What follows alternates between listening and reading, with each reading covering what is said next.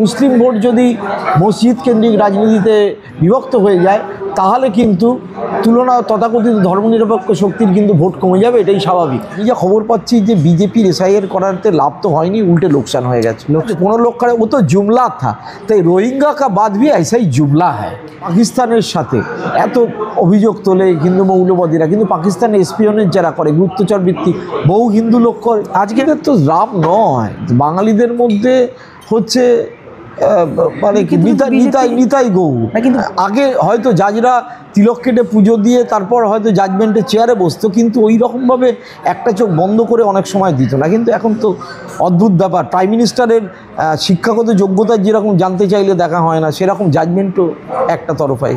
শুভেন্দুর কথায় আমি খুব একটা গুরুত্ব দিই না, কারণ মমতা ব্যানার্জির বিকল্পকে বাংলায় মুখ হিসাবে এইটা নেই, এইটাই বিজেপির পক্ষে নেই। বিজেপি তার আসন সংখ্যা 80-90 করতে পারবে কিনা, 100 করতে পারবে কিনা, আই হ্যাভ ডাউট। কথা শুভেন্দু অধিকারী গত 1 বছর ধরে মিথ্যে কথা বলছে, আমার বলতে কোনো দ্বিধা নেই। শূর্পণখা একটা সোনার হরিণের বেশ ধরে এসছে। আমি এই ট্র্যাপে যদি পা দিতে থাকি, ট্র্যাপটা কিন্তু একসময় ফাঁসটা আমার গলায় কিন্তু চেপে বসবে। মুসলিম সে স্কুল টিচার ছিল, পলিটিক্স করতো কংগ্রেসে, তার বাড়িতে খেয়েছি দিয়েছি, তো মানে আমি নামই বলে দিচ্ছি মতিয়ে। মানে আজকের ভারতকে যেভাবে দেখছি সেটা সম্পূর্ণ অন্য ভারত। এই ন্যারেটিভ কখনো হবে দুর্ভাগ্যজনকভাবে হবে এটা ভাবিনি। মানে পশ্চিমবঙ্গের যে মুসলিমদের মধ্যে রাজনৈতিক ক্ষমতা তারা পেয়েছে, প্রতিনিধিত্ব পেয়েছে, কিন্তু তাদের চাকরি বাকরি কর্মসংস্থানের সামগ্রিকভাবে সাজার কমিটির রেকমেন্ডেশনে যে উন্নতিটা হওয়ার কথা ছিল সেটা কিন্তু হয়নি। এতে মমতা বন্দ্যোপাধ্যায় ঠিক হোক ভুল হোক 80,000 বিএলএ দিয়েছে, বিএলএ 2 দিয়েছে, আর বিজেপি 30,000ও দিতে পারে। যারা আদানিকে 11টা পোর্ট এবং 8টা এয়ারপোর্ট তুলে দিতে পারে, দেশটাই আদানির হাতে চলে যেতে পারে, এবং সেই আদানি 2,70,000 কোটি টাকা তার ঋণ, অথচ সেই সব ব্যবসা করছে। প্রশ্ন অন্য, আমার ডাইরেক্ট অমিত শাহর কাছে, স্বরাষ্ট্র মন্ত্রকের কাছে আমার সরাসরি প্রশ্ন, 1,800 বা 2,000ই ধরলাম লোক যখন বর্ডারে জমে আছে হাকিমপুরের, তুমি তাকে অ্যারেস্ট করলে না কেন? তার মধ্যবিত্ত, উচ্চবিত্ত, নিম্নবিত্ত হিন্দুর ব্রেনের মধ্যে কিন্তু আরএসএস বিজেপি ঢুকে গেছে। মতুয়া প্রচুর বাদ যাবে, এসআইআর কিন্তু সত্যি বাদ যাবে। অন্তত 10 থেকে 15 লক্ষ মতুয়া তারা ভোটার তালিকায় নাম পাবে না অ্যাজ অন টুডে। আমি একটা ইনশিওর হয়ে বলি, মিট যারা এক্সপোর্ট করে, বাফেলো মিট বা বিফ এক্সপোর্ট করে, তারা হিন্দু ব্যবসায়ী, এবং সেই হিন্দু ব্যবসায়ীদের সাথে আবার জয়সার ব্যবসাও করে। এবং বিজেপি নিয়ে তখন নওশাদ সিদ্দিকী হোক আর সিপিএমই হোক, এই ধরনের সেকুলার পার্টি তাদের পলিটিক্স দোকান খুলে রাখতে পারবে তো? এই মুহূর্তে আমাদের সঙ্গে রয়েছেন বিশিষ্ট এবং সিনিয়র সাংবাদিক প্রসূন আচার্য স্যার। আমরা তার সঙ্গে সরাসরি কথা বলবো। 2026-এর নির্বাচন, হুমায়ুন কবিরের দল থেকে তাকে এক প্রকার মানে বহিষ্কার করা বা তাড়িয়ে দেওয়া এক প্রকার বলতে পারেন, এবং বাবরি মসজিদের যে পলিটিক্স, এবং অন্যদিক থেকে মমতা বন্দ্যোপাধ্যায় রাজ্যের টাকাতেই তিনি একেবারে মন্দিরের পলিটিক্স করছেন। বিজেপির তো ধর্মের রাজনীতি আছেই। এই সমস্ত বিষয়গুলো নিয়ে আজকে তাদের সঙ্গে কথা বলবো। হুমায়ুন কবিরকে এতদিন লাগালো কেন তৃণমূল বহিষ্কার করতে, কি মনে হয় আপনার? প্রথম দর্শকদের নমস্কার জানাই। সেটা হচ্ছে তৃণমূল নেতৃত্বের মনে হয়েছিল যে হুমায়ুনের বিরুদ্ধে ব্যবস্থা নিলে সেটা হুমায়ুন অনেক পাবলিসিটি পেয়ে যাবে। অন্যদিক থেকে তৃণমূল নেতৃত্বটা চেষ্টা চালাচ্ছিল যে হুমায়ুনকে বলে কয়ে অন্যভাবে যদি রাজি করিয়ে প্যাসিভ একটা করে ফেলা যায় এবং তারপর ভোটে ফাইনালি টিকিট দেওয়া যায়। কারণ হুমায়ুন কবির এর আগে আমরা 2024-এর আগে দেখেছিলাম প্রায় যেখানে 67-68% মুসলিম জনসংখ্যা মুর্শিদাবাদের, সেইখানে আমরা দেখেছিলাম হুমায়ুন কবির হঠাৎ করে বলেছিল যে আমরা 70 ভাগ, অর্থাৎ মুসলিমরা এবং হিন্দুরা 30 ভাগ, বেশি কিছু করলে আমরা কেটে গঙ্গায় ভাসিয়ে দেব। এবং এইটা একেবারে ধর্মীয় বিভাজন সৃষ্টি করে। বিজেপি তার বক্তব্যকে কাজে লাগিয়ে সমস্ত হোয়াটসঅ্যাপ এবং সোশ্যাল মিডিয়ায় প্রচার করে। অন্য দিক থেকে তৃণমূলের ভোটও কিছুটা কনসলিডেট হয় বলে অধীর চৌধুরী অভিযোগ করেন। তো সামগ্রিকভাবে আমরা দেখি যে আসনগুলোতে তৃণমূল সবগুলোই জিতে যায় এবং অধীর চৌধুরীও হেরে যায়। তো হুমায়ুন কবিরকে এই কথা উনি যখন বারবার বলছিলেন, আমার কাছে খবর ছিল যে 2025-এর আপনার ফেব্রুয়ারি মার্চ মাস থেকেই হুমায়ুন কবির এই ব্যাপারে কতগুলো পদক্ষেপ নিতে থাকে, এবং কোনো একটা সূত্রে বিজেপি লিডারশিপের সাথে তার যোগাযোগ হয়। বিজেপির লিডারশিপের সাথে তার যোগাযোগ হওয়া কিছু অস্বাভাবিক নয়, কারণ এর আগে উনি যখন তিনি তো বিজেপির বিরুদ্ধে বক্তব্য রাখেন, কিন্তু তিনি একসময় বিজেপির হয়ে বিজেপির লোকসভায় প্রার্থী পর্যন্ত হয়েছিল। তো তিনি নানা সময় নিজের স্বার্থে দল করেন, সুতরাং বিজেপির সাথে তার পুরনো যোগাযোগ ছিল। এবং বিজেপির সাথে যে সমস্ত দলের যোগাযোগ আছে, যেরকম লোকে বলে, এবং অনেক ক্ষেত্রে দেখা গেছে আসাদুদ্দিন ওয়েসির MIM তারা বিজেপির প্রায় বিটিম হিসেবে এবার সীমাঞ্চলে বিহারে কাজ করেছে, যার ফলে সীমাঞ্চল যেখানে RJD কংগ্রেসের স্ট্রং হোল্ড বিহারের, সেখানে তারা জিততে পারেনি, JDU বিজেপি জিতেছে, এবং আসাদুদ্দিন ওয়েসির MIM তারা 5টা সিট জিতেছে। তো সুতরাং মুসলিম ভোট যদি মসজিদ কেন্দ্রিক রাজনীতিতে বিভক্ত হয়ে যায়, তাহলে কিন্তু তুলনা তথাকথিত ধর্মনিরপেক্ষ শক্তির কিন্তু ভোট কমে যাবে, এটাই স্বাভাবিক।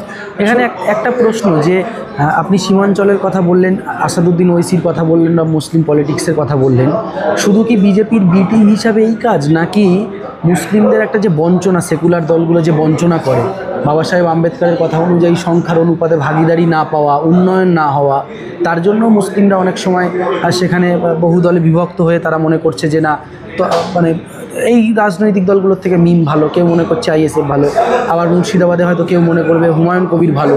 মমতা বন্দ্যোপাধ্যায় মন্দির করেছেন, হুমায়ুন সাহেব মসজিদ করছেন বলে তাকে দল থেকে বহিষ্কার করা হয়েছে। মুসলিমদের সাধারণ মানুষের তো মনে ধারণা এগুলো রয়েছে। একটা ঘটনা ঠিক, যে পশ্চিমবঙ্গের যে মুসলিমদের মধ্যে রাজনৈতিক ক্ষমতা তারা পেয়েছে, প্রতিনিধিত্ব পেয়েছে, কিন্তু তাদের চাকরি বাকরি কর্মসংস্থানের সামগ্রিকভাবে সাজার কমিটির রেকমেন্ডেশনে যে উন্নতিটা হওয়ার কথা ছিল সেটা কিন্তু হয়নি, এবং সেটা নিয়ে মুসলিমদের মধ্যে একটা বড় সেকশনের মধ্যে কিন্তু ক্ষোভের সৃষ্টি হয়েছে, যে কারণে দল পরবর্তীকালে কংগ্রেস থেকে আব্দুল সাত্তারকে নিয়ে এসে একটা আলাদা দায়িত্ব দিয়েছে। সেই দায়িত্ব দিয়ে যে কী করা যায়, কতগুলো যেগুলো গ্যাপ হয়েছে, যেগুলো ভরাট করার কী পদক্ষেপ নেওয়া যায় সেটা চেষ্টা করেছে। এবং মুসলিমদের মানে একেবারে বামেদের একজন বড় নেতা তাকে বসিয়ে দিয়ে তখন সাত্তার চলে এসেছিল কংগ্রেসে, কংগ্রেস থেকে এসছে। তো সেই গ্যাপগুলো ভরাটের একটা চেষ্টা ঠিকই হয়েছে। মুসলিমদের মধ্যে সামগ্রিকভাবে একটা হতাশা, একটা ক্ষোভ এবং কর্মহীনতার একটা সম্ভাবনা আছে। আমরা যে কারণে দেখতে পাচ্ছি যে পরিযায়ী শ্রমিকদের যে অংশ, মহারাষ্ট্রই হোক, উড়িষ্যাই হোক, মধ্যপ্রদেশই হোক, হরিয়ানাই হোক, হিমাচল, যেখানে যেখানে তারা মধ্যপ্রদেশই হোক, যে উৎপীড়নের শিকার হচ্ছে, তাদের মধ্যে শতকরা 90% মুসলমান। সামিরুল এটা বারবার বলছে, তার কারণ হচ্ছে ধর্মীয় বিভাজন তো আছেই, প্লাস হচ্ছে যে জনসংখ্যা, বিশেষত মালদা, মুর্শিদাবাদ, বীরভূম, এই 3টে জেলায় জমি বাঁটোয়ারা হয়ে গেছে, জমির আর অত চাষ করে লাভ হচ্ছে না, ফলে কর্মসংস্থানের জন্য শ্রমিক হিসেবে তারা বাইরে যাচ্ছে। কেরালা থেকে এই ধরনের ঘটনা কম আসছে, কারণ কেরালায় এখনও বামফ্রন্টের শাসন রয়েছে বলে, বা তামিলনাড়ুতে স্ট্যালিন আছে বলে তুলনামূলকভাবে কম, কিন্তু যেগুলো RSS বিজেপি স্টেট সেখান থেকে বেশি আসছে। সুতরাং একটা বঞ্চনা, একটা ক্ষোভ তো রয়েইছে, কিন্তু সেইটা, এবং এটাও ঘটনা, মমতা বন্দ্যোপাধ্যায়ের 15 বছরে মুসলমানরা রাজনৈতিকভাবে ক্ষমতা পেলেও কর্মসংস্থান বা বেকারত্ব দূর বা আপলিফমেন্টের ক্ষেত্রে সোশিও ইকোনমিক কারণে যতটা হওয়া উচিত ছিল সেই পরিমাণে কিন্তু হয়। এবং আরও একটা জিনিস, আপনি কলকাতায় যদি দেখেন, medical college, NRS, SSKM, PG থেকে শুরু করে যতগুলো মেডিকেল কলেজ আছে, তার অধিকাংশ প্রায় 80-90% মুসলিম মহিলারা, মুসলিম মানুষজন, তারা অসুস্থতার জন্য চিকিৎসা করাতে আসছে। তাহলে আজকে মাননীয় ফিরহাদ হাকিম তিনি বললেন হুমায়ুন কবির বাবরি মসজিদ কেন করছেন, তিনি তো চাইলে ওই জায়গায় একটা স্কুল বা হসপিটাল করতে পারতেন। তাহলে এই একই কথা তো মমতা বন্দ্যোপাধ্যায় বা তৃণমূলের দলের ক্ষেত্রেও প্রযোজ্য। 100% দীঘাতে সরকারের উদ্যোগে এটা তো আমি ব্যক্তিগতভাবে নিউ টাউনে মন্দিরের জন্য জায়গা, দীঘায় জগন্নাথের মন্দির করলো, ঠিক আছে, সেটা একটা RSS এর শুভেন্দু পূর্ব মেদিনীপুরকে কাউন্টার করতে, এবং তার সাথে বললো কিছু পর্যটনের ব্যবসা হবে, এবং আমি দেখলাম যে পর্যটন ভিত্তিক ব্যবসায় এবার কিছুটা লাভ করেছে একদম। কিন্তু নিউ টাউনে দুর্গা মন্দির বা শিলিগুড়িতে মহাকাল মন্দির করার তো কোনো কারণ নেই। এবং উনি বলছেন আমি তারকেশ্বর করেছি, আমি মন্দির করছি, আমি হিন্দু। এই যে পলিটিক্সটা, অর্থাৎ আইডেন্টিটি পলিটিক্স, কাস্ট ভিত্তিক পলিটিক্স থেকে ধর্মীয় আইডেন্টিটি পলিটিক্সটাকে মমতা বন্দ্যোপাধ্যায় অনেক ক্ষেত্রে দেখতে পাচ্ছি ইউজ করছেন। তো হুমায়ুন কবির সেই ক্ষেত্রে এখন আজকে উনি বুঝতে পারছেন যে হুমায়ুন কবির কিন্তু সেই কাজটাকেই এমনভাবে করেছে এবং এমনভাবে এই ন্যারেটিভটা নিয়ে যাচ্ছে যে উনি যদি মন্দির করতে পারেন, আমি মসজিদ করলেই বিপদ। উনি তো হুমায়ুন তো এই কথাটাই তুলে ধরবে যে আমি মসজিদ করছিলাম তাই জন্যই বহিষ্কার করা হয়েছে, বাদ বাকি কথা তুলে ধরবে। হুমায়ুন কবির তো একই কথা বলছেন যে মমতা বন্দ্যোপাধ্যায় RSS এর সঙ্গে কী সম্পর্ক, আমি ফাঁস করবো, এ করবো। এতদিন ছিলেন তিনি সেই দলে। হ্যাঁ ছিলেন, কারণ হুমায়ুন কবিরের কোনো কিছুই যায় আসে না, সে এমন একটা কোনো আলোচনার লোক নয় নয়, কিন্তু সে কংগ্রেসে ছিল, কংগ্রেস থেকে তৃণমূলে গেল, তৃণমূল থেকে বিজেপিতে, বিজেপি থেকে আবার তৃণমূল, সে মাঝখানে আবার কংগ্রেস হয়ে আবার তৃণমূল, তারপরে আবার সে এসে,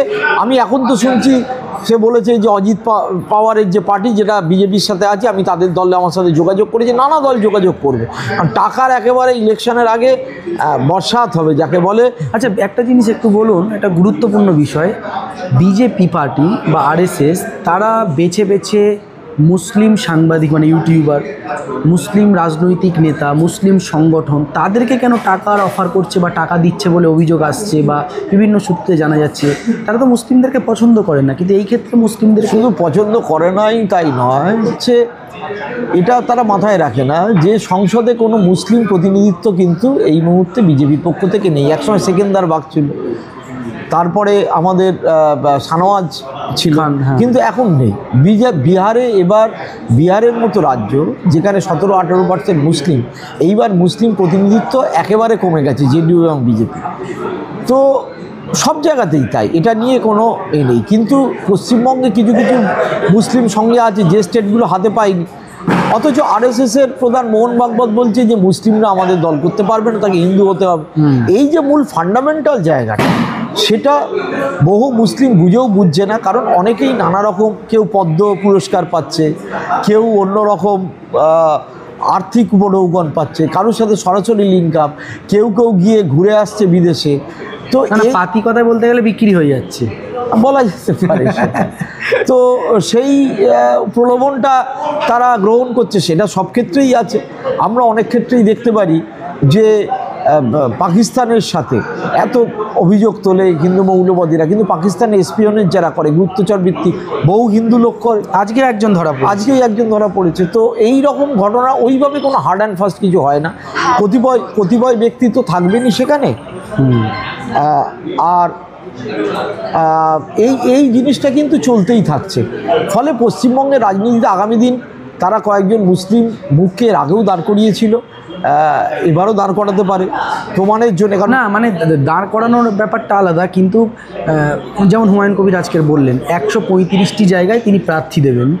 এখন অনেকেই রাজনৈতিক বিশ্লেষকদের অনেকেই প্রশ্ন তুলছেন যে তিনি ভরতপুর এবং রেজিনগ আর একটি জায়গায় দাঁড়ানোর প্ল্যান করছেন, সেখানেই তিনি জিততে পারবেন কি, মানে কোনো দলীয় প্রতীক ছাড়া তার ঠিক নেই, কিন্তু 135টা জায়গায় প্রার্থী দেবে, তাছাড়া ব্যাপক খরচা আছে, সেগুলো তিনি কোথায় পাবেন? জানেন তো গত ফেব্রুয়ারি মাসেই আমি এবং একটা বিষয় একটু থামিয়ে বলছি, আজকে আপনি যেটা বলছিলেন যে পাকিস্তানের চরবৃত্তি করতে গিয়ে আজকে বা গতকাল প্রকাশ সিংহ বলে শ্রীনগর থেকে রাজস্থানের পুলিশ সিআইডি একজনকে গ্রেপ্তার করেছে। রোজ এই ঘটনাগুলো চলছে, কিন্তু মেন স্ট্রিম মিডিয়া এগুলো কোনো খবর নেই। না, মেন স্ট্রিম মিডিয়ার তো ভূমিকা এখন হয়ে গেছে যে আদানি লগ্নি করবে। আজকেই মধ্যপ্রদেশ আমরা যখন আলোচনা করছি, আজকেই সরগুজা যেখানে বিজেপির স্ট্রং হোল্ড শুধু না আরএসএস, সেখানে খ্রিস্টান মানে তারা ঘোষণা করেছিল মাইকে কোনো মুসলমান এবং দের কোনো দোকান থেকে জিনিস কিনবেন না।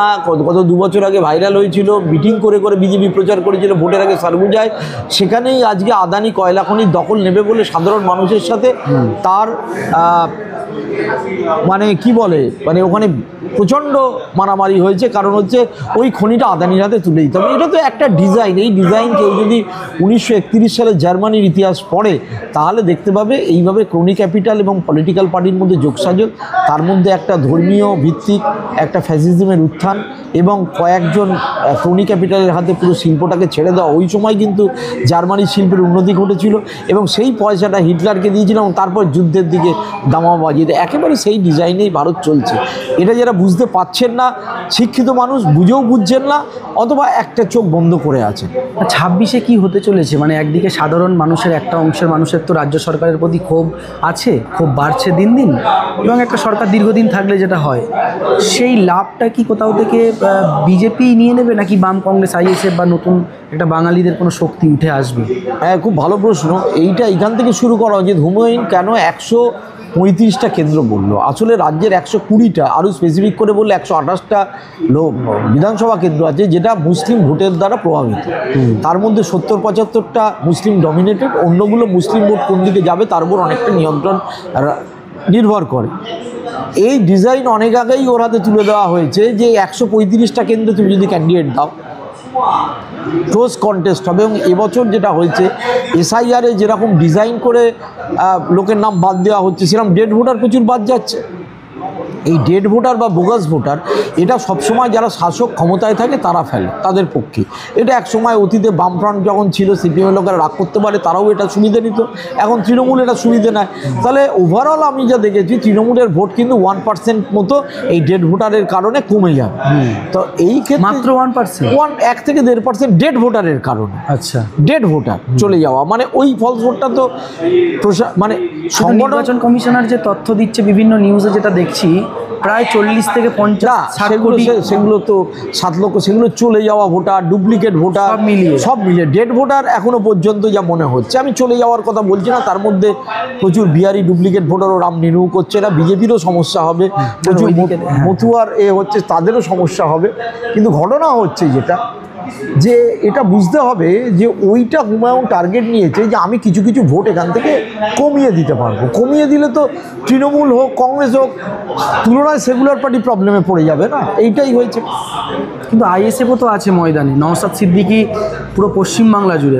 আপনি যদি দেখেন উত্তরবঙ্গ, আমাদের উত্তর 24 পরগনা, দক্ষিণ 24, হাওড়া, হুগলি, যেখানে যাচ্ছেন নওশাদের যে বক্তব্য, সেই বক্তব্য প্রচুর ভিড় আমরা দেখছি। হ্যাঁ, নওশাদের বক্তব্য সব উড়িয়ে দেওয়ার মতোও নয় যে মুসলিমদের উন্নয়ন হয়নি, তাদের মিথ্যে মামলা দেওয়া হয় ইত্যাদি ইত্যাদি। কিন্তু এই ওবিসিতে বঞ্চনা বক্তব্য আমি বিরোধিতা করছি, কাটার জায়গা নেই, বেশিরভাগ ক্ষেত্রে কাটার জায়গা নেই।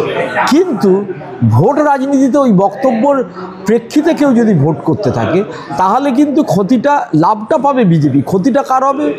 বেশি ক্ষতি হবে মমতা বন্দ্যোপাধ্যায়, কিছুটা বাম কংগ্রেসেরও ক্ষতি হবে, কিন্তু লাভ হবে বিজেপি। কারণ এখনো পর্যন্ত পশ্চিমবঙ্গে 30% মুসলমান, তাদের যদি ভোটটা পড়ে সাধারণত কী হয়, মাইনরিটিরা cast their vote more than majority, অর্থাৎ পোল্ড ভোটের যদি দেখা যায় 35% কিন্তু মুসলিম ভোট পড়ে। না, এখানে একটা প্রশ্ন অনেকেই করছেন মুসলিমদেরই, যে বিজেপির লাভ হয়ে যাবে বলে আমরা নিজেদের রাজনৈতিক শক্তি খাড়া করব না বা তৈরি করব না, এটা কিভাবে হয়?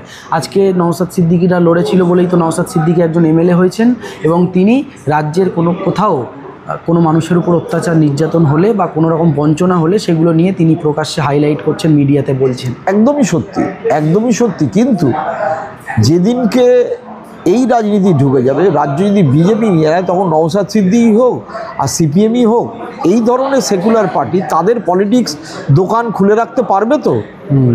এইটা আমরা সারা দেশে দেখেছি। এই যে আমি সম্প্রতি একটা উদাহরণ দিন, সম্প্রতি বিহারের উদাহরণ দিচ্ছি। বিহারে এই বছর ইলেকশনে চিরাগ পাসওয়ানের উদ্বুদ্ধ হয়ে ভোট দিয়েছে। গত 3 দিন ধরে নালন্দা থেকে শুরু করে বেগুসরাই সমস্ত জায়গায় দলিত পাসওয়ানদের রাস্তার ধারে যারা ঝুপড়িবাসী, এমনকি তাদের ওই জমি গভর্নমেন্ট দিয়ে ইন্দিরা আবাস করেছে, সেই বাড়িগুলো বুলডোজ করা শুরু হয়ে গেছে। ঠিক দেখছি একজন পুলিশ গিয়ে একজন মহিলাকে লাথি মারছে, লাথি মেরে গর্তে ফেলে দিচ্ছে, পুরুষ একজন পুলিশ করে দিচ্ছে। অর্থাৎ যে মুহূর্তে ভোটটা হয়ে যাবে, আজকে মমতা বন্দ্যোপাধ্যায়ের অনেক সমালোচনা করার জায়গা আছে, কিন্তু মমতা বন্দ্যোপাধ্যায় নওশাদ সিদ্দিকী জেলেও ভরেছে, এটাও ঘটনা। কিন্তু সে পলিটিক্সটা বলার জায়গাটা পাচ্ছে। সেই বিজেপি রুল স্টেটে কিন্তু আজকে আসলে এটা পারবে না। এটা উত্তরপ্রদেশে 26-এ বিজেপি চলে এলো, নওশাদ সিদ্দিকী 1টা থেকে 4টে বা 10টা আসন পেল, আমি ধরে নিচ্ছি। বাম কংগ্রেসও কিছুটা শক্তি বাড়ালো, হুমায়ুন কবিরদের মতো কিছু দল তারাও শক্তি বাড়ালো হয়তো। সেক্ষেত্রে তখন পলিটিক্সটা কিভাবে হবে? আমি শুধু দুটো কথা বলবো, এই মানে আপনার অভিজ্ঞতা। হ্যাঁ, এই দিল্লিতে শারজিল থেকে শুরু করে যে কজন জেল খাটছে, উমর খালিদ, তাদের কি বিচারে উঠছে না? তো হচ্ছে না। দিনের পর দিন, ডেটের পর ডেট চেঞ্জ হয়ে যাচ্ছে, গভর্নমেন্ট কিছু করছে না। আচ্ছা, আর একটা উদাহরণ দিই। সম্প্রতি আমাদের হকির ক্যাপ্টেন, আমি ওর নাম মনে করতে পারছি না এই মুহূর্তে, জাফর ইকবাল, এবার নাম মনে পড়ছে। উত্তরপ্রদেশে তার বাড়িটাকে যেভাবে ডেমোলিশ করে দেওয়া হলো, জাফর ইকবাল হকির ক্যাপ্টেনে সোনা পেয়েছিল, ওর বাড়িটা তো বাঁধিয়ে রাখার কথা, ডেমোলিশ করে দেওয়া হলো। কারণ বিজেপি মনে করেছে ডেমোলিশ করে দেওয়া উচিত, তার রিশতেদাররা কাজ ছিল, আমি চোখে দেখেছি। দেখো, এটা একটা ডিজাইন। এটা ঠিক রামায়ণের ওই গল্পের মতো যে শূর্পণখা একটা সোনার হরিণের বেশ ধরে এসছে। আমি এই ট্র্যাপে যদি পা দিতে থাকি, ট্র্যাপটা কিন্তু একসময় ফাঁসটা আমার গলায় কিন্তু চেপে বসবে। একই কথা আমি আইএসএফের একজন উচ্চতর নেতৃত্ব, আমি নাম বলছি না, তার সঙ্গে একদিন কথা হচ্ছিল, বললাম আপনারা তৃণমূল কংগ্রেসের বা রাজ্যের যেভাবে বিরোধিতা করেন, সমালোচনা করেন, বিজেপি কেন নয়? এই অ্যাগ্রেসিভনেস আপনাদের মধ্যে কেন নেই? তিনি বলছেন যে দেখো, তৃণমূল আমাদের ছেলেদেরকে মামলা দিচ্ছে, কেস দিচ্ছে, জেলে ঢোকাচ্ছে, বিজেপি তো দেশদ্রোহী ধারা দিয়ে ডাইরেক্ট ঢুকিয়ে দেবে, তো আমরা কিন্তু দুজনের বিরুদ্ধে লড়তে সেভাবে সমান্তরালভাবে পারছি না। এই একই কথা স্বীকার করেছে। আমি না ছোটো আর একটা উদাহরণ দিই। আচ্ছা, ছত্তিশগড় তেলেঙ্গানার যে নকশালরা, ছত্তিশগড়ে তো পুরো উড়িয়ে দেওয়া হয়েছিল কংগ্রেসের লিডারশিপকে, বম ব্লাস্ট করিয়ে আমাদের। এইবার তাদের বিরুদ্ধে কংগ্রেস অভিযান চালাতো ঠিকই, কিন্তু তাদের বিরুদ্ধে কি অপারেশন কাগারের মতো ঘিরে ধরে প্রায় 30,000 সৈনিক দিয়ে ওই আবুজওয়ান পাহাড় গিয়ে প্রতিদিন 20 জন 30 জনকে গুলি করে মেরে শেষ করে দিতে পেরেছিল? দিয়ে ওই জঙ্গলটাকে আদানির হাতে তুলে দেওয়া। কংগ্রেস কোনো ডেমোক্রেটিক পার্টি, যে ডেমোক্রেটিক সেট আপে বড় হয়েছে, তারা এটা করতে পারে না। বাট ফ্যাসিস্টিক পার্টি যারা ক্রনি ক্যাপিটালের দ্বারা চলেন, যারা আদানিকে 11টা পোর্ট এবং 8টা এয়ারপোর্ট তুলে দিতে পারে, দেশটাই আদানির হাতে চলে যেতে পারে, এবং সেই আদানি 2,70,000 কোটি টাকা তার ঋণ, অথচ সেই সব ব্যবসা করছে, তারা এটা করতে পারে। কংগ্রেসের অনেক দুর্নীতি আছে, কংগ্রেস নানা সময় নানা অ্যাডজাস্টমেন্ট করেছে, কিন্তু সেটা আর এটা দুটো এক করে দেখলে কিন্তু চলবে না। সেই মুহূর্তে নকশালরা ভেবেছিল যে আমরা কংগ্রেসকে মেরে দিলাম, বিদ্যাচরণ শুক্লাকে উড়িয়ে দিলাম, অমুককে উড়িয়ে দিলাম, আমরা এখানে রাজ করব। আজকে কি হলো? ছত্তিশগড়ে এই ইলেকশনের পরে নকশাল মাওবাদীদের তারা তো শুধু আন্দোলন করেছিল, ভুল করুক ঠিক করুক, মানুষ মারাক, আমি সে রাজনীতির পক্ষে যাচ্ছি না, মানুষ মারা রাজনীতির আমি তীব্র বিরুদ্ধে, কিন্তু তারা যে প্রশ্নগুলো তুলেছিল যে আদিবাসীদের জল জঙ্গল জমিন, এখন নতুন যে ফরেন রাইটস অ্যাক্ট, সেটা গ্রামসভা ডেকে সিদ্ধান্ত নিতে হবে, তুমি এভাবে নিয়ে নিতে পারো না, তুমি গ্রামের পর গ্রাম উজাড় করে দিতে পারো না। কিন্তু সেই কথা বলার কি আর কোনো জায়গা রয়েছে আজকে মধ্যপ্রদেশে, ছত্তিশগড়ে রয়েছে? নেই তো। একদম একটু এই দুটোর মধ্যে পার্থক্য রয়েছে। এই পার্থক্যটা যদি না বুঝতে পারে তাহলে কিন্তু খুব মুশকিলের। পশ্চিমবাংলার বামেরা বললো বা কংগ্রেস বললো যে এসআইআর দরকার, অসুবিধা কী আছে, এর আগেও হয়েছে, নওশাদ সিদ্দিকীও বলেছেন এসআইআর তো আগেও হয়েছে, এখন এসআইআর হলে সমস্যা কোথায়? মৃত ভোটার, ভুয়ো ভোটার, এটা বাদ দিতে হবে। কেরালার সিপিএমের স্ট্যান্ড আলাদা, কেন একই দেশে? না, প্রথম কথা, এসআইআরের উদ্দেশ্যটা আলাদা। এসআইআর উদ্দেশ্য হচ্ছে কাদের উদ্দেশ্য? নির্বাচন কমিশন না, বিজেপি আরএসএস এর উদ্দেশ্য, সেটা ফুলফিলড বাই ইলেকশন কমিশন। আচ্ছা, দেশের মধ্যে গরিব দলিত যে সেকশনটা, আদিবাসী যে সেকশনটা, একেবারে মানে প্রতিদিন দিন আনি দিন খায় যে সেকশনটা, সেই সেকশনের একটা ভোটারদেরকে বাদ দিয়ে দেওয়াটাই হচ্ছে মূল উদ্দেশ্য। তারা তো রোহিঙ্গা বাংলাদেশি মুসলিমদের কথা বলে। না না না, ও মিথ্যে কথা। হ্যাঁ, এবার কথা হচ্ছে এই সেকশনটাই, এই 3-4% লোকই অ্যাকচুয়ালি ভোটের এদিক থেকে ওদিক হয়, তারপরে সরকার বদল ঘটে। মধ্যবিত্ত, উচ্চবিত্ত, নিম্নবিত্ত হিন্দুর ব্রেনের মধ্যে কিন্তু আরএসএস বিজেপি ঢুকে গেছে, ওবিসি অন্যান্যরা বিরোধীর দিকে রয়েছে। এই ডিজাইনটা বিহারে হয়েছে, আমি নিজে চোখে গিয়ে দেখেছি বিহারে কিভাবে ভোট দিতে গিয়ে লোকের কিভাবে নাম কেটেছে। যদিও পশ্চিমবঙ্গে এখনো পর্যন্ত সেভাবে পারেনি, মতুয়া প্রচুর বাদ যাবে। এসআইআর কিন্তু সত্যি বাদ যাবে, অন্তত 10 থেকে 15 লক্ষ মতুয়া তারা ভোটার তালিকায় নাম পাবে না অ্যাজ অন টুডে। আমি একটা এনশিওর হয়ে বলি, গরিব সাধারণ মতুয়ারা তো অত্যন্ত সমস্যায় পড়বে, বিরাট, শুধু সমস্যায় না, এবং তার মধ্যে আমার কাছে কয়েকটা ফোন, না এখানে ভুলে গেলাম, শান্তনু ঠাকুর তো বলেছেন যে ওই সিএতে ফর্ম ফিল আপ করলে, না আমার কাছে ফোন এসছে দুটো, খুব ইন্টারেস্টিং। সেটা হচ্ছে মতুয়াদের ভোটার কার্ড আছে, 2002-এ নাম আছে, 2024-এও ভোট দিয়েছে, এবারও এসআইআর ফর্ম দিয়েছে। এবার শান্তনু ঠাকুরদের কথা শুনে তারা সিএর ফর্ম ফিল আপ করে দিয়েছে, বাংলাদেশের নাগরিক ছিলাম বলে ডিক্লেয়ার করে। এইরকম অন্তত 1000-10 লোক করেছে। আচ্ছা, আমাকে দুজন ফোন করে বলেছে যে তাহলে আমাদের ভবিষ্যৎটা কী দাঁড়াবে, মানে তাহলে তো আমি বাংলাদেশ ডিক্লেয়ার হলাম, তাহলে কি আমার এসআইআরটা কার্যকর হবে? তাহলে কি ভোটার লিস্ট থেকে বাদ পড়ে যাব? নাগরিকত্ব তাহলে তো আমি ডিক্লেয়ারই করে দিলাম। আর মুশকিল হচ্ছে ভোটার কারা, এটা 1952 সালে জনপ্রতিনিধিত্ব আইনে বলা হয়েছে ভারতের নাগরিকরাই ভোটার, সুতরাং সেই দিক থেকে তাদের নাম থাকার কথা নয়। সুতরাং এটা একটা আলাদা ডিজাইন। আগে হয়েছিল আইআর, এসআইআর না, 2002 সালে বাড়ি বাড়ি গিয়ে আপনার কেউ মরেছে, কেউ নেই, এবার হচ্ছে এসআইআর। সেই এসআইআরে এমন সমস্ত ফ্যাচাং তোলা হয়েছে, যেটার যে ফুটপাতে শুয়ে থাকে, যে গ্রামের গরিব মানুষ, আমি আমার ফর্ম ফিল আপ করতে গিয়ে ভুল করেছি, আমার ব্যাকগ্রাউন্ড ছিল নীল, চেঞ্জ করতে হয়েছে স্টুডিওতে গিয়ে, আমার মার ব্যাকগ্রাউন্ড ছিল সবুজ, চেঞ্জ করতে, সেটা গ্রামের গরিব মানুষ কোথায় স্টুডিওতে যাবে, কীভাবে? এখানে একটা প্রশ্ন অনেকেই করছেন, এটা কি সঠিক প্রশ্ন, যে যদি বাংলাদেশি মুসলমান বা রোহিঙ্গা ধরারই ইচ্ছা হয় বা ভুয়ো ভোটার, তাহলে যাদের প্রতি সন্দেহ বা যা এই ধরনের, তাহলে বেছে বেছে তাদের করতো, সবাইকে লাইনে দাঁড় করিয়ে ফর্ম ফিল আপ করিয়ে? আমি একটা বলি কীরকমভাবে ন্যারেটিভটা তৈরি হচ্ছে হাকিমপুর বর্ডারে।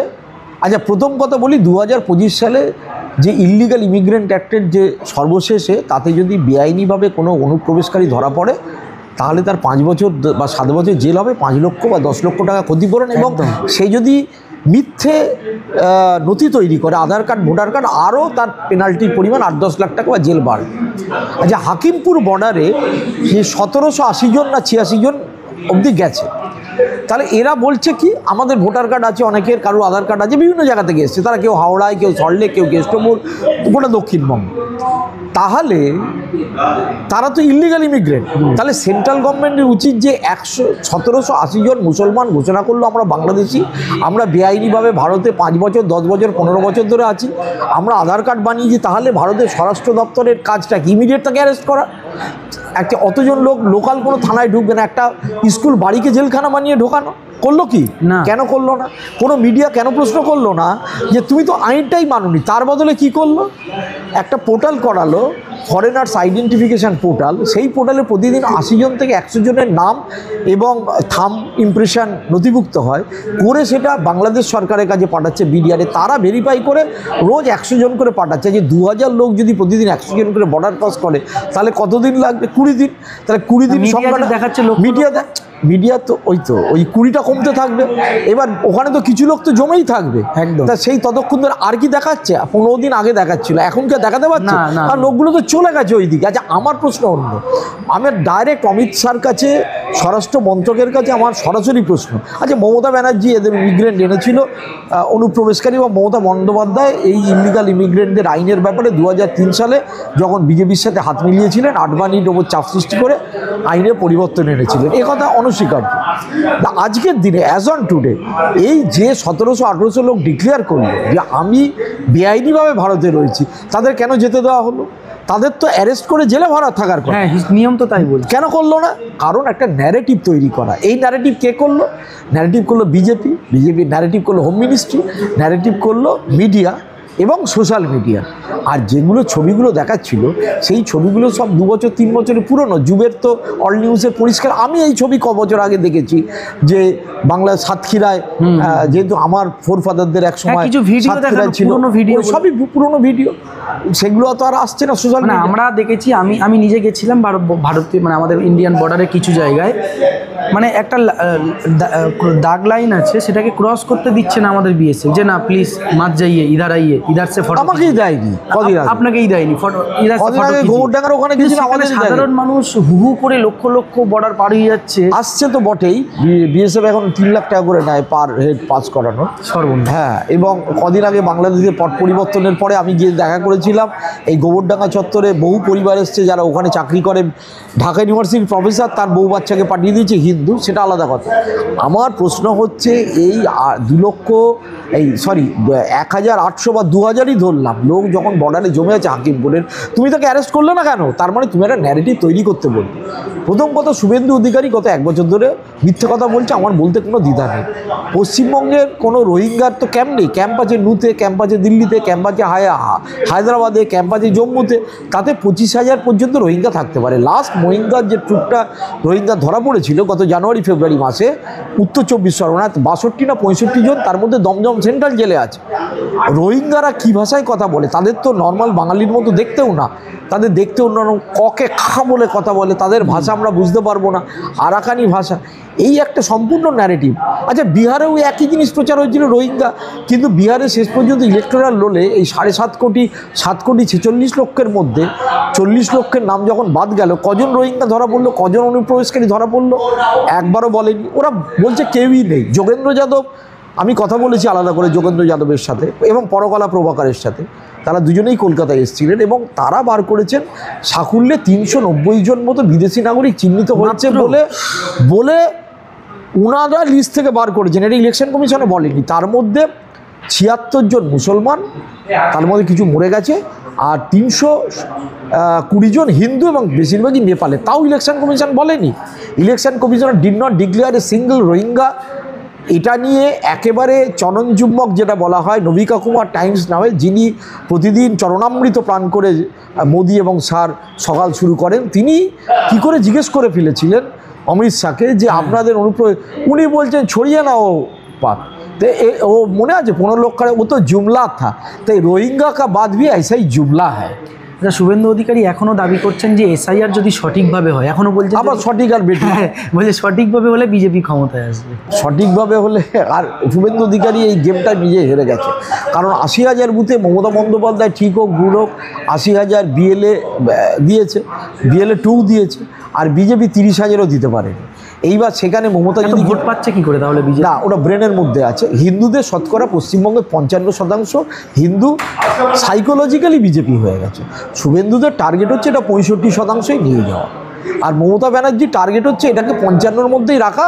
এবং আমি হিন্দু, আমি ব্রাহ্মণ কন্যা, আমি কালী পুজো করি, আমি দুর্গা উদ্বোধন করি, আমি দীঘার মন্দির করি, আমি মহাকাল মন্দির করি, আমি দুর্গাঙ্গন করি, আমি তারকেশ্বর করি, এটা বলে যাওয়া। ওই 10%টা যাতে ঠিক থাকে। আর বাম কংগ্রেসের, বাম বলতে কংগ্রেসের তো দুটো জেলায় রয়েছে, কংগ্রেস তাদের কিছু ভোট মুসলিমদের মধ্যে ধরেও রাখবে।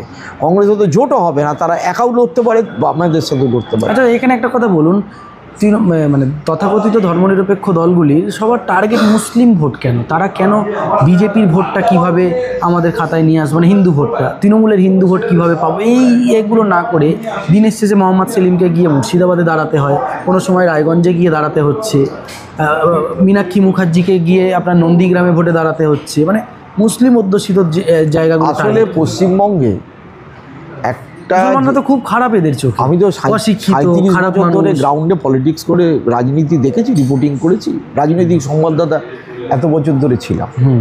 সেটা হচ্ছে কংগ্রেস 40%-এর ওপর ভোট পেত সবসময়। এই ভোটের একটা বড় সেকশন ছিল মুসলিম ভোট। সেই ভোটটা কোথায় পেত? উত্তর দিনাজপুর পেত, মালদায় পেত, মুর্শিদাবাদ পেত, বীরভূম পেত, উত্তর 24 পরগনার পেত, বসিরহাট সাব ডিভিশনে দক্ষিণ 24 পরগনায় পেত, হাওড়ার পকেটে পেত। সাত্তার সাহেব বিরোধী দলনেতা হয়েছেন, আব্দুল মান্নান বিরোধী দলনেতা হয়েছে। মমতা বন্দ্যোপাধ্যায় ক্ষমতায় আসার পরে এই মুসলিম ভোটের একটা বড় সেকশন শিফট করে গেছে তৃণমূলের দিকে। সিপিএম উদ্বাস্তুদের ভোট প্রধানত পেত, কিছু মুসলিম ভোট পেত ঠিকই। মনে রাখতে হবে যে এত সিপিএম যখন প্রচণ্ড ক্ষমতাবান, তখনও মালদা জেলা, উত্তর দিনাজপুর জেলা, মুর্শিদাবাদ জেলা কংগ্রেসের অটুট গড় দুর্গ ছিল। 2024, 4, 2009 এই ইলেকশনগুলো যদি আমরা দেখি, কিন্তু এখন তো কংগ্রেসের মুসলিম মুখই নেই, এখন নেই, কিন্তু ছিল। এইবার এই ভোটটা মমতা কিছু পেয়েছে, কিন্তু হিন্দু ভোট যেটা সিপিএম পেত উদ্বাস্তু প্রধান বা অন্য জায়গায়, মধ্যবিত্ত হিন্দু যে সেকশন এই সময়ের উদ্ভব হয়েছে, তাদের হাতেই পাওয়ার ছিল। বুদ্ধদেব ভট্টাচার্য থেকে শুরু করে সবাই মধ্যবিত্ত হিন্দুরাই, আপার কাস্ট মধ্যবিত্ত হিন্দুরাই সিপিএমের মেন ব্যাকবোন ছিল লিডারশিপে। ভোট হয়তো ওবিসি বা মাইনরিটিরা দিত, সেইটা শিফট করে গেছে বিজেপিতে। এই যে বিজেপি হঠাৎ 5% থেকে যে 40%, আচ্ছা বিজেপি যদি কোথাও প্রচার না করে, কোথাও মোদিও এলো না, তাহলেও বিজেপির ভোট কোনোভাবেই 30%-এর নিচে পশ্চিমবঙ্গে বিরাট ব্যাপার, এটা নামবে না, এটা বিরাট ব্যাপার, বিরাট ব্যাপার। এবং তাদের বামেরা ফেরাতে পারছে না কেন ওই ভোটগুলো? বামেরা পারবে না, কারণ বামেদের মধ্যে একটা বড় সেকশনের মধ্যে যারা পূর্ববঙ্গের মানুষ, তাদের মধ্যে একটা মুসলিম হেট্রেড কাজ করেছে সবসময়। ভালো মুজাফফর, আপনি মুসলিমদের সঙ্গে মিশেছেন ব্যক্তিগতভাবে? হ্যাঁ, মুজাফফর আহমেদ দিকে সামনে থেকেছে, আব্দুল রসুল সামনে থেকেছে, বা মোহাম্মদ আমিন সামনে থেকেছে সিপিএমে। কিন্তু না, এখানে একটা বিষয় একটু জেনে নিয়ে তারপরে আসছি যে সিপিএম বলছে মূলত তাদের প্রথম থেকে আজও পর্যন্ত দাবি বাম আরএসএসের দুটো দল, একটা তৃণমূল, একটা বিজেপি, অর্থাৎ আরএসএস পরিচালনা করছে বা তৃণমূলের বিজেপির যে সেটিংয়ের কথা তারা বারবার বলছে। কিন্তু আপনি যে হিসাব দিচ্ছেন সেখানে তো সিপিএমের ভোট বিজেপিতে কনভার্ট হয়েছে। তাহলে মানে কোনটা মানুষ বিশ্বাস করবে? রামবামটা, মানে রামবামটা মানুষ বিশ্বাস করবে, নাকি তৃণমূল আরএসএস দুটো দলকে চালাচ্ছে? তৃণমূলের সাথে একটা আরএসএসের যোগাযোগ এর আগে 97-এর ইলেকশানে বা তারপরে বিজেপি যে করেছে তার একটা যোগাযোগ আছে। দিলীপ ঘোষ তো বলেইছে মমতা বন্দ্যোপাধ্যায় আমাদের আরএসএসের বন্দির করছেন, আমি তাই জন্য গেছি ফুলফিল করছি, সেটা আলাদা প্রশ্ন। কিন্তু আরএসএস মানেই তো হিন্দু নয়, হিন্দু 3% লোক আরএসএস করে না। এই যে হিন্দু আলাদা ব্যাপার, 3%, 2-3% আরএসএস করে। মাত্র? আরে তো আরএসএস কোথায়? আমাকে তুমি কলকাতা শহরে চিহ্নিত করে এই আরএসএস দেখাতেই পারবে না। কিন্তু হিন্দু সাইকোলজি আলাদা। সেই হিন্দু সাইকোলজির যারা হিন্দু ছিল তারা তো শিফট করে গেছে বলেই তো আজকে 45% দিয়ে 2015-16 সালেও পেল 40-এর কাছে, সেইটা নেমে 5-এ চলে গেল। আর যে 5 ছিল সে চলে গেল 40-এ। তাহলে ভোটটা গেল কোথায়? বাঙালি কিছু সংগঠন যারা আন্দোলন করছে বাঙালির অধিকার নিয়ে, তারা জয় বাংলা স্লোগান দিতেই পারে, জয় পশ্চিমবঙ্গ, জয় বাঙালি, জয় শ্রীরাম বলতে চাইছে না হিন্দু। আশ্চর্য না, সেই বাঙালিও যে সংগঠনগুলো করছে তারাও খুব ফ্যানাটিক, তারা গরিব, তাদের টার্গেট হচ্ছে গরিব অবাঙালি, কোনো বড় লোক অবাঙালি টার্গেট নয়। ওভাবে টার্গেট করে তো লাভ নেই। আমাদের পশ্চিমবঙ্গের অর্থনীতিটা নির্ভর করছে গুজরাটি মারোয়ারি অবাঙালিদের ওপরেই, তাদের হাতেই পয়সা, সে সঞ্জীব গোয়েঙ্কাই হোক আর অন্য লোকেরাই হোক, কিন্তু বাঙালি নয়। বাঙালি শিল্পপতি কোথায় সেটা আলাদা। না বলছি বাঙালিদের, আপনি যেটা বলছেন গুরুত্বপূর্ণ পয়েন্ট বলবেন, বাঙালিদের একটা অংশ জয় শ্রীরাম বলতে তারা আপত্তি করছে কেন? না, বাঙালিদের তো রাম নয়, বাঙালিদের মধ্যে হচ্ছে মানে কি নিতাই গৌর না, কিন্তু বিজেপির নেতারা শুভেন্দু হনুমান কি? না হনুমান কি? বিজেপি নেতারা স্টেজে উঠলে তো একদম জয় শ্রীরাম খুব গর্বের সঙ্গে এবং খুব উচ্চ স্বরে বলে। এইটা তো তারাও তো বাঙালি। এইটা তো ব্রেনের মধ্যে ঢুকছে, আস্তে আস্তে বাড়ছে, এটা তো স্বাভাবিক ব্যাপার। তাদের মধ্যে হেট্রেড, ঘৃণা ক্রমাগত বাড়ছে। তারা মনে করাতে শুরু করেছে যে মুসলমানরা তোমার চাকরি খাচ্ছে, মুসলমানরা তোমার কাজ করছে বলে তুমি কাজ পাচ্ছ না। একেবারে ফ্যাসিস্টিক হিটলারি কাজ। আপনি যেটা বলছিলেন বাঙালি সংগঠনগুলো যে গরিব, না বাঙালি সংগঠনগুলো যেগুলো করছে তা এক পক্ষে ঠিক আছে, কিছু কিছু বাঙালি সংগঠন বাঙালির প্রাইডের ক্ষেত্রে। কিন্তু আমি যদি গরিব অবাঙালিকে টার্গেট করি তো তাহলে তো কোনো লাভ আছে কি? ওভাবে তো লাভ নেই। গরিব বাঙালিদেরকে তো ভিন রাজ্যে টার্গেট করছে রোজ। হ্যাঁ, কিন্তু সেই মুসলমান হলে আবার জিহাদির বাচ্চা, বাংলাদেশি, রোহিঙ্গা। এইটা তো টার্গেট করছে যারা, তাদের তো শিখিয়ে দেওয়া হয়েছে তারা বিজেপি আর এসএসের লোক। এর বাইরেও তো একটা বড় সেকশন জগৎ রয়েছে। একদম, এটা আপনি একটু আগে বলছিলেন এবং আমরাও দেখছি যে গরু পাচারের অভিযোগে মূলত দেখবেন গরুর মাংস খায় বলে মুসলমানদেরকে ঘৃণা করে আরএসএস, বিজেপির একটা অংশ, এবং তাদের মাকে খেয়ে নিচ্ছে, গো হত্যা করছে ইত্যাদি। এদিকে গতকালের নিউজ, গরু পাচারের অভিযোগে বনগাঁয় গ্রেপ্তার বিজেপি নেতা, ধৃতের নাম পরিতোষ মহালদার।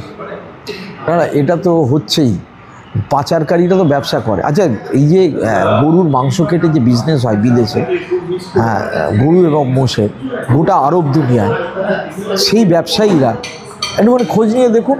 আমি দর্শকদেরই বলবো, আপনারা এই এক্সপোর্টার কারা, তাদের মধ্যে কত শতাংশ হিন্দু আর কত শতাংশ মুসলমান? তাদের মধ্যে হিন্দুই অধিকাংশ। উত্তরপ্রদেশ, হরিয়ানা বা যে অঞ্চলে এই যে মিট যারা এক্সপোর্ট করে, বাফেলো মিট বা বিফ এক্সপোর্ট করে, তারা হিন্দু ব্যবসায়ী, এবং সেই হিন্দু ব্যবসায়ীদের সাথে আবার জয়সার ব্যবসাও করে, এবং তারা বিজেপির ফান্ডে টাকাও দেয়। সে তখন বলছে যে ওটা আমার ব্যবসা। এরকম করে তো কিছু হয় না, তাহলে তো কেউ জুতোই পরতে পারবে না। গরু যদি না কাটে তাহলে কেউ জুতো তৈরি হবে? এটা তো স্বাভাবিক প্রক্রিয়া রে বাবা। বাবা রামদেব তো কাঠের জুতো পরে, বাবা রামদেব তো কত কিছুই করে। বাবা রামদেবের সাথে তো ও তো ব্যবসা করে খায়। লক্ষ কণ্ঠে গীতা পাঠ যাবেন, দেখা যাবে আপনার। ওটা বলুন আমি হিন্দু। আমার এটা আশ্চর্য লাগছে। প্রথম কথা, ফোর্ট উইলিয়াম পারমিশন দিল, হ্যাঁ ঠিক আছে, অনেক ক্ষেত্রে এখানে ওয়াকফ আন্দোলনের জন্য পারমিশন দেয়নি, ফোর্ট উইলিয়াম দিল, কিন্তু পশ্চিমবঙ্গ সরকারেরও কিন্তু কোনো আপত্তি আমি দেখলাম না। আমি আপত্তি করলে তো হিন্দু ভোট কেটে যাবে। হ্যাঁ, সরি টু সে, না Mamata Bandyopadhyay law and order নিয়ে একটা শব্দ বললো না। আজকে 4 তারিখ, পরশুদিনকে লক্ষ্যকণ্ঠে গীতা পাঠ, এবং মনে করছে যদি একটা শব্দ বলি আমার হিন্দু ভোট চলে যাবে। It is not fair. আর দুটো বিষয় 2 মিনিট। 1 নম্বর হলো যে 2026-এ তাহলে কি হতে চাইছে? একদিকে মমতা বন্দ্যোপাধ্যায়, একদিকে শুভেন্দু অধিকারী, অন্যদিকে বাম কংগ্রেস, আইএসএফ, হুমায়ুন কবির আর অন্যান্য ছোটো ছোটো দল। কি হতে চলেছে, কারা এগিয়ে আপনার চোখে? অ্যাজ অন টুডে যদি ভোট হয়, কারণ অ্যাজ অন টুডেই বলতে হবে, গত 4 মাসে কি ঘটবে কেউ জানে না, তাহলে মমতা বন্দ্যোপাধ্যায় আবার পুনরায় ক্ষমতায় আসবেন। কেন? ক্ষমতায় আসবে কারণ একটা লাভার্থী ব্যাপার আছে, লক্ষ্মীর ভাণ্ডার এটা ওটা দেওয়া, এই যে প্রাথমিক চাকরিটা গেল না, তারপরে মুসলিম ভোট, এটা তো ফ্যাক্টর। মুসলিমরা বিজেপির তারা শঙ্কিত, সেই ভোট আছে। যারা হিন্দু সকলেই তো আর একেবারে জয় শ্রীরাম করছে না, তাদের ভোট আছে। হিন্দু ভোটের কিছু অংশ বিজেপির দিকে না গিয়ে বাম বা কংগ্রেসের দিকে যাবে, যে কারণে বারবার সুনীল ভট্টাচার্যরা বলছে যে এবার আর সিপিএমকে ভোট না দিয়ে আমাদেরকে ভোট দিন। তো সুতরাং মমতা বন্দ্যোপাধ্যায় অ্যাডভান্টেজ পজিশানে আছে এবং উনি হয়তো ক্ষমতাতেই আসবেন। এবং সেক্ষেত্রে বিজেপির, আমি যা খবর পাচ্ছি যে বিজেপির এসআইআর করাতে লাভ তো হয়নি, উল্টে লোকসান হয়ে গেছে। লোকসান হয়ে গেছে, হ্যাঁ। এবং আলটিমেটলি বিজেপি তার ৭৭টা আসন থেকে অ্যান্টি ইনকামবেন্সি তো ভয়ঙ্কর আছে মমতা ব্যানার্জির বিরুদ্ধে, এ তো মিথ্যে কথা নয়। কিন্তু তা সত্ত্বেও বিজেপি তার আসন সংখ্যা ৮০-৯০ করতে পারবে কিনা, ১০০ করতে পারবে কিনা, আই হ্যাভ ডাউট। বাম কংগ্রেস, শুভেন্দু অধিকারী বললেন ৭৭ যদি হতে পারি ১৭৭ও হয়ে যেতে পারে। সে তো শুভেন্দু তো কত কিছুই বলছে। শুভেন্দুর কথায় আমি খুব একটা গুরুত্ব দিই না, কারণ শুভেন্দু তৃণমূলে থেকে যা যা করেছে সেইগুলো কেন করতো সেগুলো রাজ্যে শুভেন্দু জবাবটা দেওয়া উচিত, তারপরে তার কথার উত্তর দেবো। তার ভিডিও এখনও ঘুরে বেড়ায় বিজেপির সম্পর্কে, সাভারকার সম্পর্কে আরও ঘুরে বেড়ায়। গতকাল একটি ভিডিও দেখছিলাম, তিনি বলছেন বিজেপির সঙ্গে বাংলার কোনো সম্পর্ক নেই, এরা বাঙালিদের শত্রু, এখনো ঘুরে বেড়ায়। সুতরাং ও একটা মানুষ কি করছে না করছে, ও আমি মানুষ এরকমভাবে বলতে পারে না। আমি ওই পর্যায়ে কোনো রাজনৈতিক নেতাকে আনতে চাই না।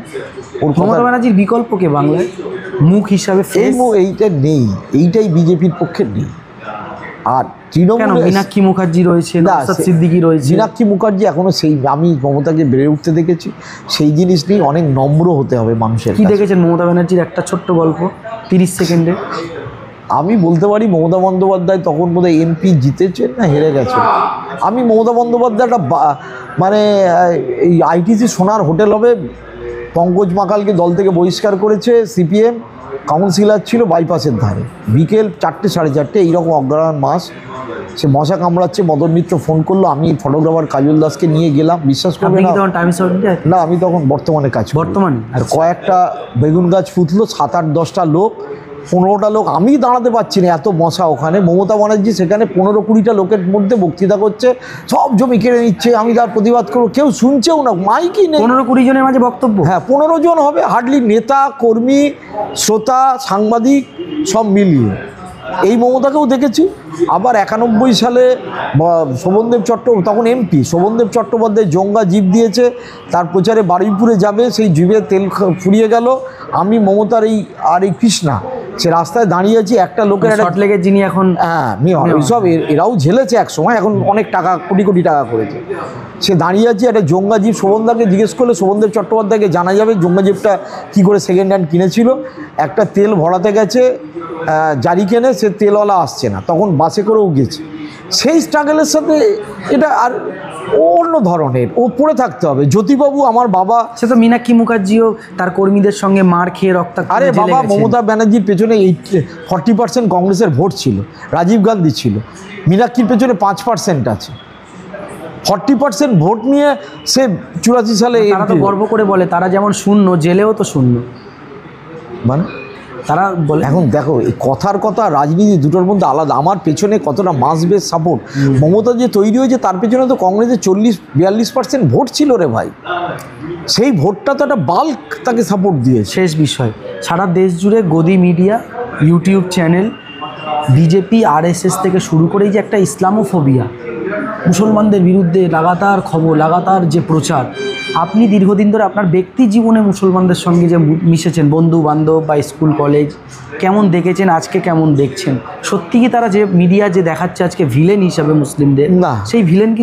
এটা সত্যি কথা, মুসলিমদের মধ্যে ধর্মপ্রবণতা অনেক বেশি হিন্দুদের তুলনায়, বা আমি নিজে ধর্মপ্রবণ নই একেবারে, আমি সেইভাবে কোনো রিচুয়াল মানি না, সেটা আলাদা প্রসঙ্গ হতে পারে। ধর্মপ্রবণতা আছে, কিন্তু ব্যক্তিগত জীবন না, সেটা কি কাউকে, মানে আজকের দিনে আমরা যেমন দেখি কারোর একটা বয়স্ক লোকে তার দাড়িটা ধরে বলছে বল জয় শ্রীরাম, এরকম কাউকে জোর করে আপনার হাত ধরে চলো নামাজ পড়তে যেতে হবে নেই।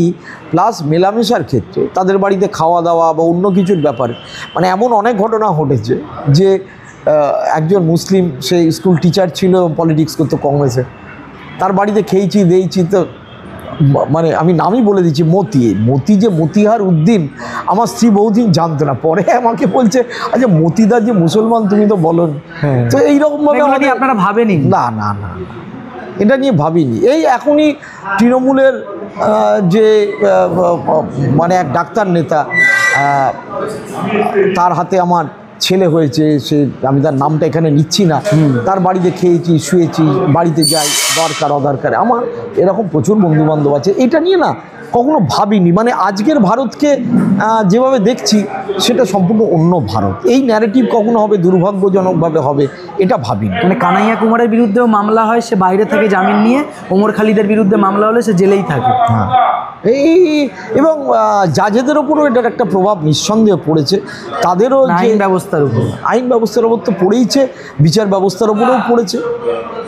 আগে হয়তো জাজরা তিলক কেটে পুজো দিয়ে তারপর হয়তো জাজমেন্টের চেয়ারে বসতো, কিন্তু ওই রকমভাবে একটা চোখ বন্ধ করে অনেক সময় দিত না। কিন্তু এখন তো অদ্ভুত ব্যাপার, প্রাইম মিনিস্টারের শিক্ষাগত যোগ্যতা যেরকম জানতে চাইলে দেখা হয় না, সেরকম জাজমেন্টও একটা তরফাই। অত্যন্ত শান্ত প্রকৃতির বলে আমরা জানতাম মাহমুদ মাদানি, জমিয়ত উলামা হিন্দের, তিনি বলছেন যে জব জব জুলম হোগা তব তক জিহাদ হোগা, মানে যখন যখন এরকম অত্যাচার বাড়বে তখন আরও প্রতিরোধ বেশি গড়ে উঠবে। এখন এই জিহাদ শব্দটার এমন একটা অর্থ, বিশেষ করে 9/11-এর পরে বেড়ে গেছে, তো সারা দেশে এটা ঘটনা, মুসলিমদের একটা সেকশনের মধ্যে মুসলিম টেরোরিজমের ব্যাপারটা রয়েছে এবং সেইটা নানাভাবে প্যাট্রোনাইজ করা হচ্ছে। আচ্ছা, তার মধ্যে ধর মুসলিমের সাথেই মুসলিমের ঝামেলা, সিরিয়ার সাথে ইরাক, ইরাকের সাথে ইরান, ISIS-এর সাথে আফগানিস্তানের এই যে ঝগড়াটা, এটা আফগানিস্তানের সঙ্গে পাকিস্তানের, এটা কি মুসলিম দুনিয়ার বাইরে?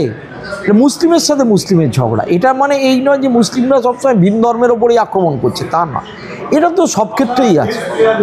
এটা ওইভাবে জেনারেলাইজ করা কাঙ্ক্ষিত বা বাঞ্ছিত না। অনেক ধন্যবাদ আপনাকে, অনেকটা সময় দিলেন। তোমাকেও অনেক ধন্যবাদ, ভালো থেকো। আর অন্তত আমাদের দর্শক বন্ধুদের উদ্দেশ্যে শেষ দুটো লাইন যদি বলেন। আপনারা অন্ততপক্ষে এই চ্যানেলটা দেখতে থাকবেন। আমার খুবই প্রিয় সাংবাদিক ইনসাফ বাংলা আমি নিয়মিত দেখিও পাঠায়, এবং আমি ওকে একটাই কথা বলবো, নিরপেক্ষভাবে যেটা মনে করবে, একেবারে পক্ষপাতমূলক ছাড়া, যেটা বিবেকের তাড়নায় যেটা হবে সেইভাবেই সংবাদ যেন প্রচার করে। আপনি তো দীর্ঘদিন মেন স্ট্রিমে কাজ করেছেন, বড় বড় পেপার পত্রিকাতে 36 বছর। এখন আপনার নিজের একটা ইউটিউব চ্যানেল আছে, সেখান থেকে আপনি আপনার কথাগুলো বলার চেষ্টা করেন, যদি নামটা বলে দেন। আমি প্রসূনাচারিয়া জার্নালিস্ট চ্যানেল আছে আমার, সেটা একেবারে ব্যক্তিগতভাবে বলার পরিসরে। এটাই কারণ আমি 36 বছর চাকরি করেছি, 8 বছর বর্তমানে বরুণ সেনগুপ্তর আন্ডার, 28 বছর এবিপি হাউসে, তার মধ্যে 21 বছর আনন্দবাজার স্পেশাল পলিটিক্যাল করেসপন্ডেন্ট। তো মানে সংযোগে জেনেছি আমি বরুণ সেনগুপ্ত থেকেও বেশি দিন ছিলাম স্পেশাল পলিটিক্যাল। তারপরে টেলিগ্রাফে আমি বিহারে ছিলাম, আমি আসামে ছিলাম, দিল্লিতে কাজ করেছি, কেরালায় কাজ করেছি, সারা ভারতে কাজ করেছি। আমি প্রধানমন্ত্রী হিসেবে আমার মনে আছে রাজীব গান্ধীকেও জিজ্ঞাসা করেছি, আবার এখন নরেন্দ্র মোদীকেও দেখছি। এই কলকাতা প্রেস ক্লাবে যেখানে ইন্টারভিউ হচ্ছে, সেখানে আমি রাজীব গান্ধীকে প্রশ্ন করার সুযোগ পেয়েছিলাম। প্রধানমন্ত্রী রাজীব গান্ধীকে? হ্যাঁ, সুযোগ পেয়েছিলাম। তো আবার তখন প্রধানমন্ত্রীরা প্রেস কনফারেন্স করতেন? হ্যাঁ, আমরা তো আমাদের প্রধানমন্ত্রীকে প্রেস কনফারেন্স করতে দেখিনি।